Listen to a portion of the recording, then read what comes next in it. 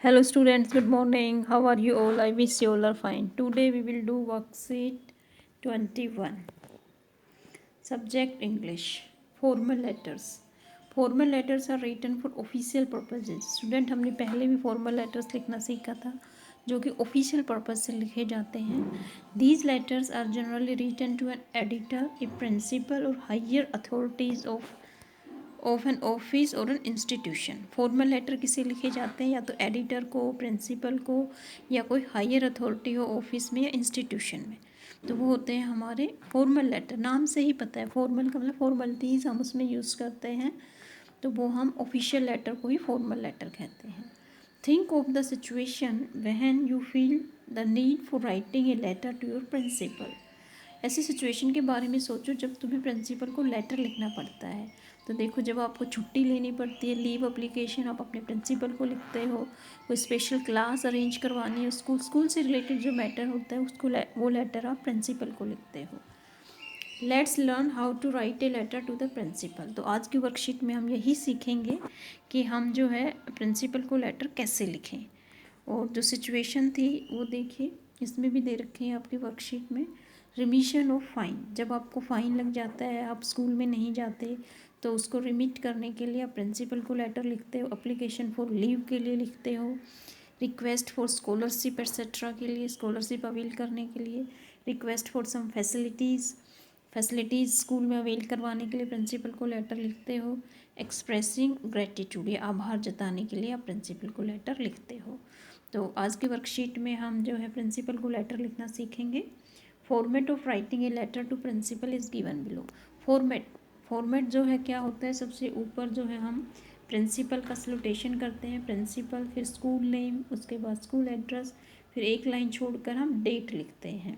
Date लिखने का तरीका, या तो आप पहले डेट लिख दें, लेकिन मंथ का हमेशा आपको नेम लिखना है. जैसे 25 नवंबर 2020, या आप नवंबर लिख के फिर डेट 25, फिर कोमा, फिर 2020, क्योंकि डेट भी जो है डिजिट में है और ईयर भी, तो कोमा लगाना पड़ेगा हमें बीच में.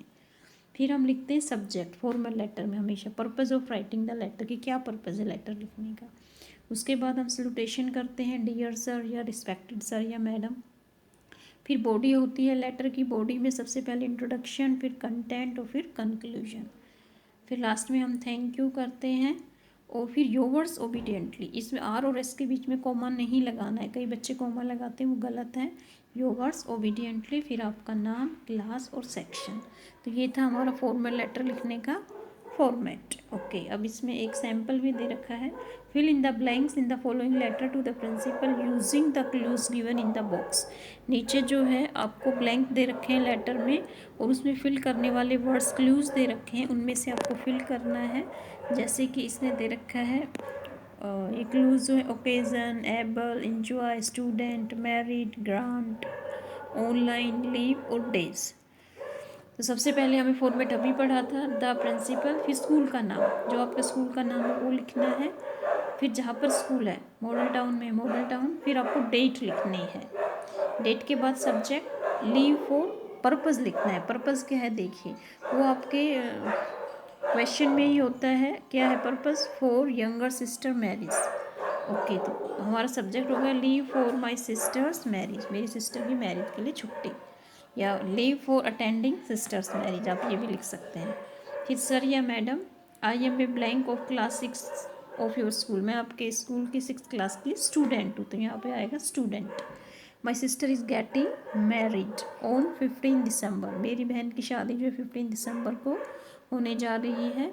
आई really wish to enjoy this joyous occasion, मैं इस खुशी भरे ओकेजन को इन्जॉय करना चाहता हूँ. I will not be able to attend online classes for 3 days, इसलिए मैं 3 डेज तक ऑनलाइन क्लास अटेंड नहीं कर पाऊँगा. फ्रॉम 14 दिसंबर टू 16 दिसंबर. यहाँ पर डेट आएगी, kindly grant me leave for this 3 days, इसलिए मुझे इन 3 दिनों की छुट्टी दीजिए. फिर आपको लिखना है थैंक यू, योवर्स ओबीडियंटली, आपका नाम, और यहाँ पर आपको लिखनी है क्लास. जैसे 7th क्लास है तो 7th ए सेक्शन है तो 7th ए, ये हमें यहाँ पे लिखना है. तो इस तरह से हम लिखते हैं फॉर्मल लेटर. तो आपको ये वर्कशीट समझ में आ गई होगी student. Thank you for watching, have a nice day.